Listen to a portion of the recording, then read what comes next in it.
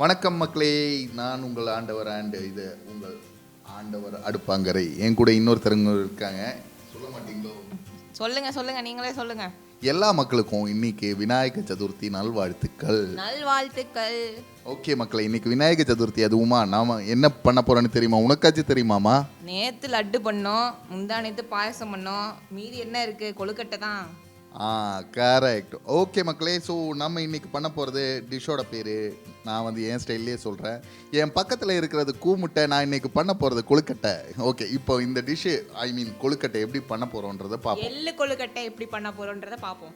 First stove எடுத்து வச்சுட்டு அது மேலே ஒரு கடாய் வச்சு கொஞ்ச நேரம் ஹீட் ஆனதுக்கப்புறம் பிளாக் செசமி சீட்ஸ், அதாவது எள்ளு, கருப்பு எள்ளு, அது நல்லா ஹீட் பண்ணதுக்கப்புறம் மிக்ஸி ஜாருக்குள்ளே ட்ரான்ஸ்ஃபர்.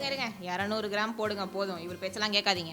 ஆமாம் சரி, அவ்வளோ போட்டு ஏதோ மிக்ஸி ஜாருக்குள்ளே அப்படியே மெதுவாக இந்த மாதிரி இப்படி ட்ரான்ஸ்ஃபர் பண்ணோமா. அதுக்கு முன்னாடி அந்த எள்ளை ஹீட் பண்ணுறப்ப டப்பு டுப்புன்னு வெடிக்கணும். அதுதான் கரெக்டான பதம். இந்த மாதிரி தூள் ஆனதுக்கு அப்புறமா அதை எடுத்துக்கணும். அது கூட ஓகே. இப்போ ஒரு மிக்ஸி ஜாரில் கடலை போடணுமா? போடுங்க நல்லா போடுங்க.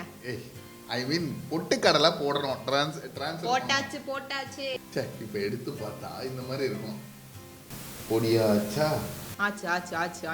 அது மெதுவாக எடுத்து இன்னொரு நம்ம ஃபர்ஸ்ட் பண்ணி வச்சிருக்கோம்ல, அந்த இது ஃபர்ஸ்ட் என்ன பண்ணோம்? எள்ளை பொடி பண்ணோம், பொட்டுக்கடலையை பொடி பண்ணோம். அதோட சேர்த்து இப்போ 300 கிராம் அளவுக்கு வெல்லம், துருவன தேங்காய் ஒரு 4 ஸ்பூன் போட்டு அது கூட ஒரு 2 ஸ்பூன் நெய் விட்டுட்டு 1 பிஞ்ச் ஏலக்காய் பொடியும் அப்படியே தூவி விட்டுட்டு தேவையான அளவு உப்பு சேர்த்து நல்லா கிளு நல்லா மிக்ஸ் பண்ணணும்.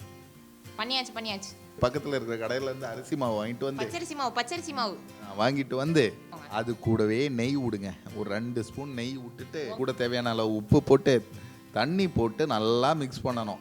தண்ணி ஊற்றி நல்லா மிக்ஸ் பண்ணணும். சரி, கொழுக்கட்டை மாவை ஏதோ இந்த மாதிரி ஆக்கிடணும். இந்த மாதிரி கொண்டு வந்துடணும். இந்த மாதிரி என்ன சொல்கிறது, கொண்டு வந்துடணும். ஏதோ ஒன்றுமா இங்கே இந்த மாதிரி இந்த பதத்துக்கு கொண்டு வந்துடணும். இந்த ஒரு வாழை இலை, பக்கத்து வீட்டில் வாழை இலை ஏறி ஒரு இலையை பறிச்சு ஏதோ இந்த மாதிரி கட் பண்ணி இந்த மாதிரி வச்சுட்டு நல்லா நீ பண்ணுற மாதிரி உருட்டணும். நல்லா நீங்க தான் உருட்டுறீங்க. இப்போ நல்லா உருட்டிட்டு அதை இலையில வச்சு நல்லா ரவுண்டா அப்படி தட்டி லேசா தட்டி. ஓகே, ஸோ இது பண்ணிட்டோமா? இதோ இந்த பதத்துக்கு கொண்டு வந்ததுக்கப்புறம் இதுக்குள்ள ஃபில்லிங் நம்ம அரைச்சி வச்சிருக்கிற அந்த மிக்ஸை சேர்த்து நல்லா ஸ்டஃப் பண்ணிக்கணும். அதாவது உள்ளே சேர்த்து நல்லா மிக்ஸ் பண்ணி அப்படியே நடுவில் வச்சுட்டு அதை ப்ரெஸ் பண்ணிடணும். இதோ இந்த மாதிரி ப்ரெஸ் பண்ணி அந்த ஷேப்புக்கு அப்படி அழகாக வச்சு மடித்து எடுக்கணும். கொழுக்கட்டை மாதிரி எடுத்து ஸோ இன்னொரு பேனில் இட்லி தட்டு வச்சுட்டு அதே நீங்கள் இந்த நம்ம பதம் பிடிச்ச இந்த கொழுக்கட்டை அது உள்ளே வச்சு நல்லா ஆவி பிடிச்சிங்கன்னா 10 நிமிஷத்துக்கு ஆவி பிடிங்க.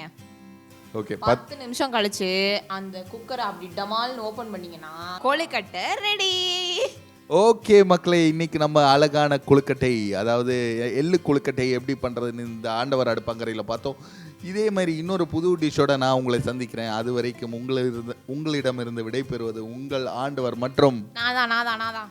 ஓகே, எந்தாவது கமெண்ட்ஸ் இருந்தால் நீங்கள் தாராளமாக எங்கள் கமெண்ட்ஸில் சொல்லலாம். இதே மாதிரி உங்கள் கிச்சன்லேயும் ட்ரை பண்ணிவிட்டு அதோட ஃபோட்டோஸ் எடுத்து எங்களுக்கு இன்ஸ்டாகிராமில் கூட நீங்கள் அனுப்பலாம். தேங்க்யூ.